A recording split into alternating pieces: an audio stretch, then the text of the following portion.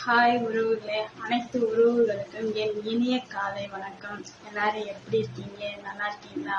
நான் ரொம்ப சூப்பரா இருக்கேன். இன்று பிறந்த நாள், திருமண நாள் காணும் அனைவருக்கும் என்னோட பெஸ்ட் விஷஸ், மனமார வாழ்த்துக்கள். அப்புறம் மணி 9:45 ஆயிடுச்சு. எல்லாரும் சாப்பிட்டீங்களா? நான் இன்னும் சாப்பிடல, இனிமேல் தான் சாப்பிட போறேன். இன்னைக்கு எங்க வீட்டுல என்ன பேசுறதுன்னா, புளிசோறும் உருளைக்கிழங்கு வறுவலும். இதுதான் எங்க அப்பா நைட்டு கேட்டதுக்கு இன்னைக்கு காலையில இதைதான் செய்ய சொன்னாங்க. நானும் செஞ்சு டிஃபன் கட்டி கொடுத்துட்டேன். அடுத்து நான் என்ன பண்ண போறேன்னா சாப்பிட போறேன். உருளைக்கிழங்கு வறுவல்.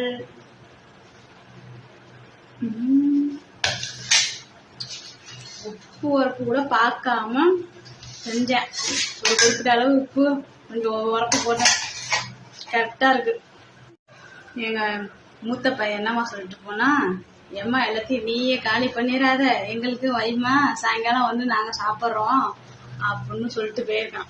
ஆனா எல்லா சாப்பாடும் அதே மாதிரி சொல்ல மாட்டான். இன்னைக்கு புளிசோறும் உருளைக்கிழங்கும் செய்யவும் அப்படி சொல்லிட்டு போனான். ஏன்னா நான் புளிசோறு செஞ்சு ரொம்ப மாசம் ஆயிடுச்சு. அதனால இதுல ரெண்டுலயுமே நான் உப்பு வரப்ப பார்க்காம சமைச்சேங்க. ரெண்டுமே கரெக்டா இருக்கு. இல்லைன்னு வச்சுக்கோங்க, அங்க போயிட்டு மத்தியானம் சாப்பிடும் போது போன் வரும், என்ன உப்பு இல்ல உரப்பு இல்ல அப்படின்னு சொல்லிட்டு அது ஒரு போன் அடிச்சு ஒரு திட்டு. அது திட்டினாதான் அவருக்கு மனசே நிம்மதியா இருக்கும். அவங்களுக்கு என்ன ரெகுலரா சமைக்கிறவங்களுக்கு எவ்வளவு உப்பு எல்லாம் போடணும்னு தெரியலங்க. அவர் குட்டி மதிப்பா இவ்வளவு போட்டா கரெக்டா இருக்கும், அதுக்கு மீறி வேணும்னா போட்டுக்கலாம் அப்படின்னு எல்லாம் நினைச்சுதானே சமைப்போம். நானே அதே போலதான் போட்டேன். ரெண்டுலயுமே கரெக்டா இருந்துச்சு. நம்ம வீட்டில் உள்ளவங்க என்னம்மா பண்ணுவாங்க, சாப்பாடு நல்லா இருந்தா சாப்பிட்டுட்டு நல்லா இருக்குன்னு ஒரு ஃபோன் பண்ணி கூட சொல்ல மாட்டாங்க. அதே கொஞ்சம் உரப்பா போயிடுச்சு இல்லை உப்பு கம்மியா போயிடுச்சுன்னா உடனே ஃபோன் வந்துடும். என்ன வாயிலே வைக்க முடியல, உப்பு இல்லை உரப்பு இப்படி போட்டு வச்சிருக்கிற அப்படின்னு திட்டுறதுக்கு மட்டும் உடனே ஃபோன் பண்ணிடுவாருங்க. உடனே நல்லா சமைச்சு கொடுத்துருந்தோன்னா ஒரு வார்த்தை கூட வராது, ஒரு பேச்சுக்காவது நல்லா இருக்குன்னு கூட சொல்ல மாட்டாரு. இதுதான் என்னோட நிலைமை. எல்லா வீட்லயும் இப்படிதான் நடக்கும் அப்படிதான் நினைக்கிறேன். சாப்பிட்டுட்டு ஒரு 10 மணியா போல கோதுமை கழுவி காய வச்சு, எனக்கு ஊர்ல இருந்து பார்சல் வந்துச்சு. கவியோட அத்தை கொடுத்து விட்டுருந்தாங்க. அதை போய் இன்னைக்கு போய் அரைக்கணும். நானும் ஒரு தடவை காய போட்டு நைட்டு சாயங்காலமே புடைச்சி வச்சுட்டேன். நைட்டே எங்க அத்தனை வார்த்தான் போய் மாவு அரைச்சிட்டு வந்துடலாம், கோதுமை மாவை அப்படின்னு சொல்லி கூப்பிட்டதுக்கு வரல. நான் தான் போகணும். போயிட்டு கோதுமை அரைச்சிட்டு வரணும். ஒரு 10 மணியா போல போகும். நான் தான் இப்போ சீக்கிரத்துல சாப்பிட்டுட்டு இருக்கேன். சரி, ஓகே, பாய். நான் சாப்பிட்றேன், நீங்களும் சாப்பிடு. நான் சாப்பிட்டு முடிச்சிட்டேன். அடுத்து கோதுமை மாவை அரைக்க கொடுத்துட்டு பேங்குக்கு போகணும். பேங்குக்கு ஏன் போகணும்னா, அங்க நகை வந்து அடகு வச்சிருக்கோம். ஒரு 12 பவுனுக்கு நகை அடவுல இருக்கு. அது எவ்வளவு அமௌண்ட்டுக்கு வச்சிருக்கோம்னா 4.25 லட்சத்துக்கு அடவுல இருக்கு.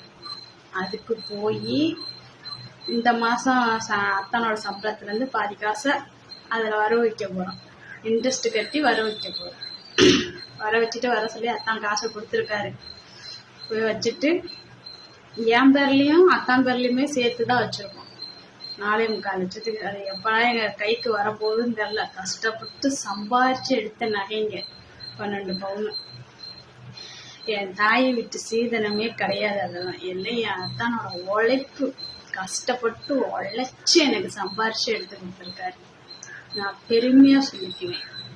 ஆனா ஒரு குண்டுமணி கூட எங்க வீட்டு ஒரு டீ குடிக்கிற டம்ளர் கூட என் வீட்டு சீதனமா நான் கொண்டுட்டு வந்ததில்ல. ஒரு குண்டுமண்டி கூட நான் என் வீட்டுல இருந்து நான் எதுவுமே போட்டுட்டு வரல. எல்லாமே நான் போட்டிருக்கிறது எல்லாமே என் புருஷன் உழைப்பு. கஷ்டப்பட்டு சம்பாரிச்சு வேர்வை துளி சுண்டி சம்பாரிச்சு வாங்கி கொடுத்த பொருள் எல்லாம்.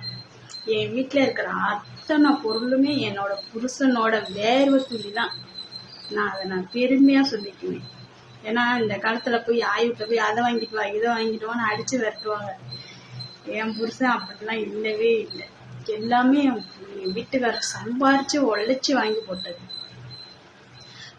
கல்யாணம் ஆகி 10 வருஷம் ஆச்சு. இந்த 10 வருஷத்துலயும் எங்களால முடிஞ்ச கொஞ்சம் கொஞ்சமா கஷ்டப்பட்டு சம்பாரிச்சு ஒரு 12 பவுனு எடுத்து கொடுத்தாரு. ஏன்னா அடவுல இருக்கு எல்லாம் இந்த 1 வருஷத்துல எங்க அத்தன் திருப்பி தரேன்னு சொல்லியிருக்காரு. திருப்பி தந்துருவார், எனக்கு நம்பிக்கை இருக்கு. நாங்க கல்யாணம் ஆன புதுசுல ரொம்ப கஷ்டப்பட்டோம். எங்க அத்தானுக்கு 2 சட்டை 2 பேண்ட் மட்டும்தான் இருந்துச்சு. அதைத்தான் மாத்தி மாத்தி அவர் வேலைக்கு போட்டு போவாரு. என்கிட்ட ஒரு 3 சுடிதாரு 2 சேலை 3 சேலை இப்படிதான் இருந்துச்சு. அதை தான் நான் மாத்தி மாத்தி யூஸ் பண்ணிட்டு இருந்தேன். அப்புறம் கொஞ்சம் கொஞ்சமா எங்க அத்தான் கஷ்டப்பட்டு சம்பாரிச்சு கொஞ்சம் கொஞ்சமா வாங்கினேன். எங்கிட்ட ஜாமாவே பார்த்தீங்கன்னா கொஞ்சோண்டுதான் இருக்குமே. கரெக்டா 3 தட்டு, ஒரு சோறு வடிக்கிறது பாத்திரம், ஒரு குண்டான், இவ்வளவுதான் இருந்துச்சு எங்க கிட்ட கல்யாணம் ஆன புதுசுல. இப்ப போக கொஞ்சம் கொஞ்சமா நாங்க வாங்கிட்டோம்.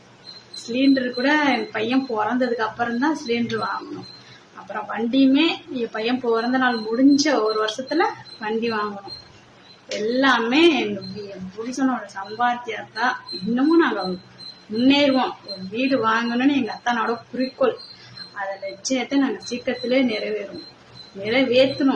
ஏன்னா எங்க சொந்த பந்த அண்ணன் முன்னாடியே நாங்க கல்யாணம் ஆன புதுசுல எங்க வீட்டுல ஃபேன் கூட இல்லாம இருந்தோம். ஃபேன் கூட இல்லாம ஒரு 3 மாசம் இருந்தாங்க. அப்புறம் ஹவுஸ் ஓனர் வந்து வீட்டுல வந்து பார்த்தாங்க.